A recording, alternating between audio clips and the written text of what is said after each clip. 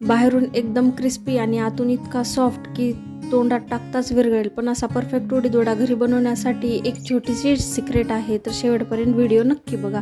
सगळ्यात आधी उडीद डाळ घेऊ आणि तिला स्वच्छ धुवून रात्रभर भिजत ठेवू.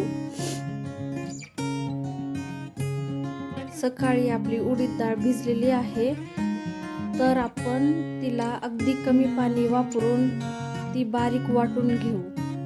वाटून घेतल्यानंतर त्यामध्ये जिरे, चवीनुसार मीठ, तुम्ही ओलं खोबरंही घालू शकता.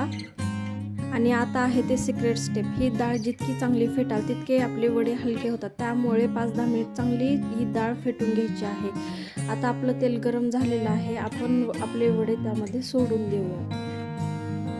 तेलाला खूप जास्त गरम करायचं नाही, त्यामुळे वडे करपू शकतात, बाहेरून करपतात आणि मधून कच्चे राहतात. त्यामुळे तेल जे आहे ते कोमट ठेवायचं आणि नंतरच वडे तळून घ्यायचे.